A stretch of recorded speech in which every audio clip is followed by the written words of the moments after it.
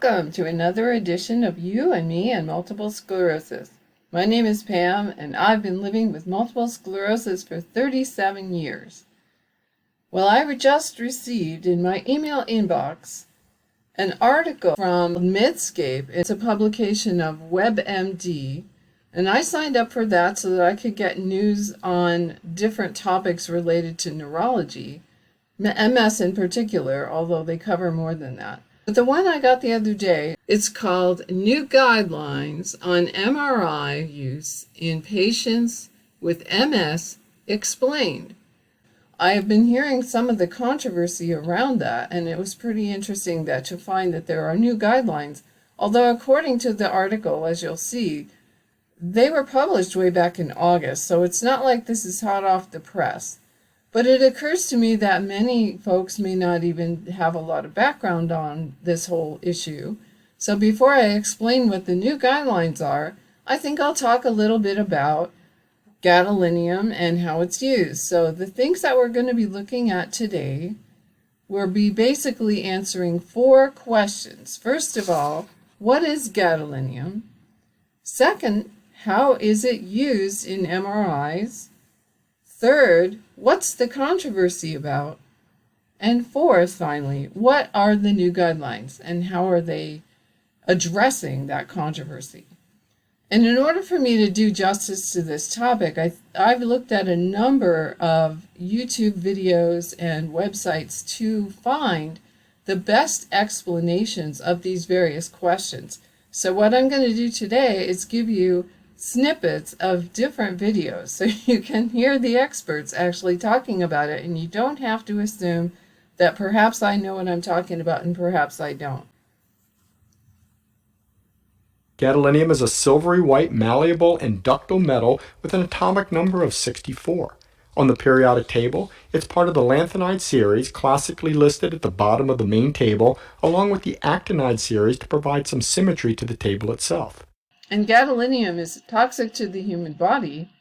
It's not supposed to be in our body for any length of time, and under normal circumstances, it's excreted pretty quickly.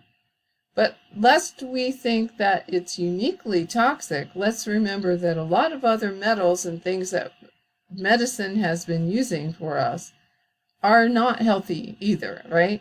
Like mercury. We know mercury is toxic, but dentists were more than happy to make up mercury amalgam fillings for decades. I know I still have some of those. And mercury, if it becomes loosed from the compound that it's in, is toxic. We also know that the chemicals that are used in chemotherapy are toxic. You might have noticed that the people who administer those drugs have gloves on, and it's not because they don't want to give you the flu. So gadolinium is toxic, yes, but that doesn't automatically mean that we can't use it successfully in medicine. When you have an MRI, we're learning some very important things about your brain. And when we inject the gadolinium contrast dye into your vein, it runs through the course of the blood vessels, and it lights them up so that we can see them. Now, the contrast agent isn't supposed to leak out of the blood vessels into the brain tissue. But in the setting of multiple sclerosis, if there is a new acute lesion, I mean new as in like right now, then the blood-brain barrier has been irritated and it becomes more leaky. And so the contrast dye that you put in the vessel can leak out of the blood vessel, crossing the blood-brain barrier, and actually cause a small portion of the brain to light up with contrast. Lesions only enhance with contrast for a couple weeks, then that enhancement goes away. So if you obtain an MRI and you see a lesion that enhances after you give contrast, it tells you something that you can't otherwise learn. It tells you that it's brand new. Now, in the setting of MS, we use the MRI for one of 2 purposes: diagnosis or monitoring of therapies and monitoring of the disease. Those are the 2 different reasons why we use the MRI. And the contrast MRIs aid us in both of those things. What is the issue with gadolinium? For so many years, people with MS know that they get their MRI, they have to get it with and without gadolinium. Why are we hearing that some doctors are saying not to do it as much as before? Well, the gadolinium issue really goes back several years ago, where it was found that patients who had renal function that were abnormal would develop something called nephrogenic systemic fibrosis. And so at that time, people were already not using gadolinium for those people with abnormal renal function.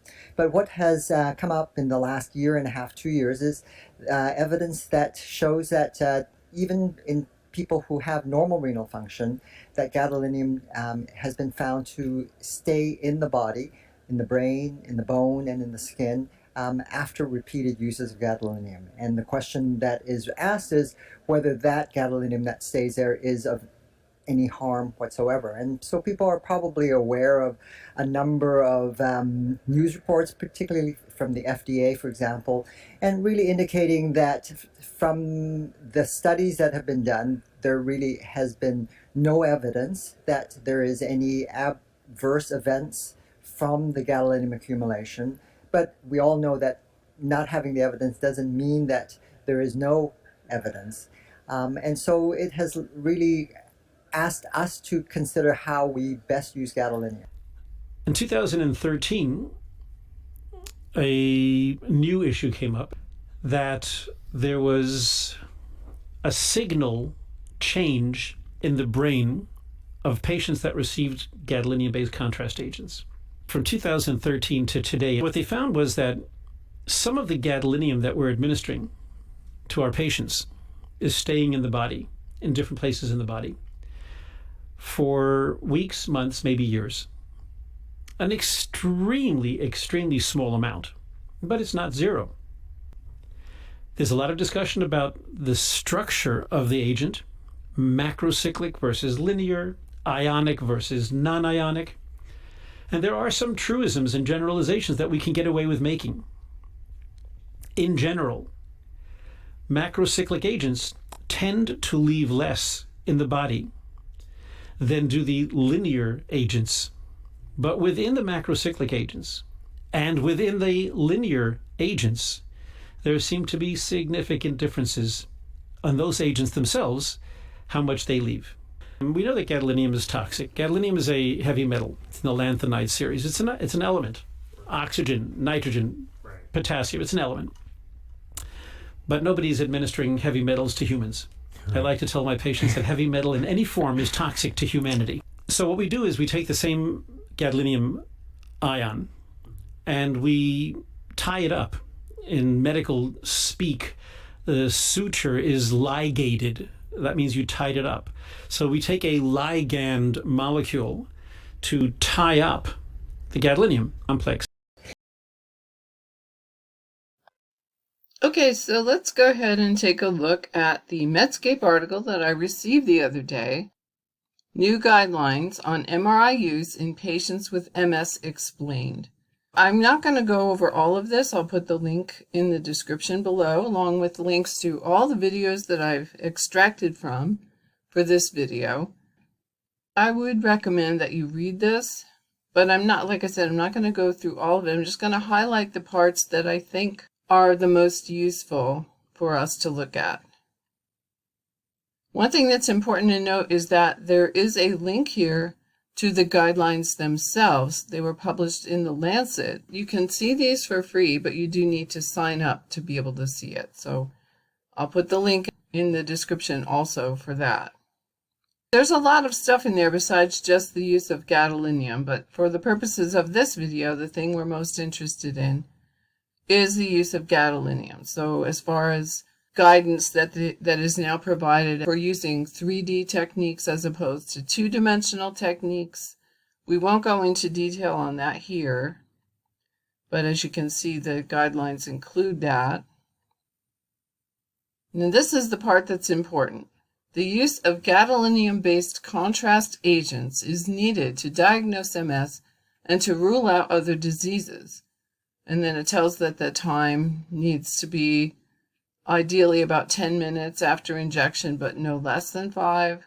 So if they do the contrast and then you lie there for a while, now you know why. Optic nerve MRI is recommended only in patients with atypical symptoms, such as new visual symptoms. In other words, if you go into the neurologist with optic neuritis, they're not recommending that they stick you in the MRI for that. And the same with spinal cord MRI. It's also not routinely advised unless it's needed for prognosis. So it's to see if the demyelination is proceeding at a quicker rate than one might expect, because that would tell us something important about your prognosis, how your disease is going to progress. And then it goes on to say, when the initial MRI does not meet the full criteria of MS, brain MRI should be repeated every 6 to 12 months. In suspected cases, the same modality should be used each time. So I guess if you use contrast originally, you should. After treatment is started, and this is the difference, after treatment is started, it is recommended to perform MRI without gadolinium contrast for 3 months and annual follow-ups. The use of gadolinium contrast-free MRIs for routine follow-up is a new recommendation compared to previous ones. However, if the use of the gadolinium contrast would change the management of the disease, then go ahead and use it for monitoring. So doctors do have the discretion to use the contrast if they feel that it's important. And you saw Dr. Boster talk about that there are a couple of times when contrast is actually useful for them. It gives them information about the state of your disease that they wouldn't be able to get easily. I guess they could autopsy your brain, but you might not care for that. I know I wouldn't. Now they talk about pediatric use of it and also in pregnancy. This is a new recommendation, I think. MRI is not contraindicated during pregnancy, but should be decided on an individual basis. So if a person is pregnant, the contrast could still be given, but not without the patient's involvement and consent. And as they say here, the complete set of guidelines is quite extensive and adds to the previous guidelines published in 2017. They were first published in the Lancet Neurology, and in a second I will show you that site. What I'm showing you now is the website where you can actually read the entirety of the guidelines as they have been issued. As you see there, the date is August 1st, 2021, so about 6-7 months ago. And this gives you the background and everything else. The sentence that we really want to look at is, we recommend changes in the MRI acquisition protocols, such as emphasizing the value of three-dimensional fluid-attenuated inversion recovery as the core brain pulse sequence to improve diagnostic accuracy and ability to identify new lesions, to monitor treatment effectiveness, and we provide recommendations for the judicious use of gadolinium-based contrast agents for specific clinical purposes. So that's the important thing, that the word judicious. In other words, the doctor still has discretion. But as opposed to the past, where whenever you got an MRI, you basically were going to get gadolinium contrast. Now it's up to the doctor, and the doctor needs to understand, as you saw in the videos that we were looking at, every time we use contrast, there is a little residual gadolinium that is left behind in your brain. We excrete most of it, but not all of it. And the more MRIs you have over time, of course, even if it's a minuscule amount each time, it's going to accumulate over time. It's not really the best idea to willy-nilly use gadolinium if you don't absolutely have to. And that's basically all that the recommendations are saying now. Tony, firstly, why do people use gadolinium at all? How is it useful in MS? What does it tell us when something lights up with gadolinium? And then have you changed things at all based on these reports? Well, the gadolinium will let us know if there's recent inflammation going on in the brain, and that's its greatest value, particularly in trying to establish an early diagnosis of multiple sclerosis. So when someone has their first attack of optic neuritis, we do a brain MRI and we see an enhancing or contrast-enhancing lesion. We can establish the diagnosis of multiple sclerosis that day, do the counseling, and perhaps start early treatment. That can have a very positive impact on somebody's long-term outcome. And there's other situations where the diagnosis isn't completely clear, and having contrast to try to rule out other conditions, such as blood vessel abnormalities, can be extremely helpful. In terms of ongoing monitoring of patients, for the most part, if we have good quality MRIs, it can be compared over time. We don't need gadolinium for all the studies. And that's where we've come up with a new balance in terms of recommendations. There are clear scenarios where using the contrast is very helpful, very important. And other scenarios where it could be helpful, but we could get by without it. And we're hoping that that will inform physicians and patients in terms of choosing when and how to use gadolinium. Well, I hope that was helpful. I want to share my own experience. When I was first diagnosed with multiple sclerosis, the MRI was pretty new, and it's improved over the years, but as far as I know, I was given gadolinium contrast with every MRI that I had, and that was quite a few of them actually. But then when my diagnosis changed from relapsing MS to secondary progressive MS, I happened to be seeing a neurologist who did not really like the gadolinium contrast. He did not feel that it was necessary. He felt he could see what he needed to see without it. So when I had an MRI with him, I did not have the contrast. And since then, I have not had another MRI.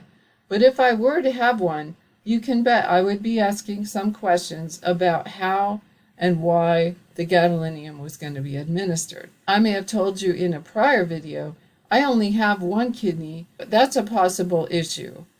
And then also just the deposition in the brain. I'm not really sure I want toxic metals in my brain if I don't have to. Anyway, I think that's good enough for now. I think I've given you enough information. You can make your own decisions, talk to your doctor, and decide what you want to do. And I appreciate you watching. Thank you for taking the time. Take good care of yourself, and I will see you again in my next video.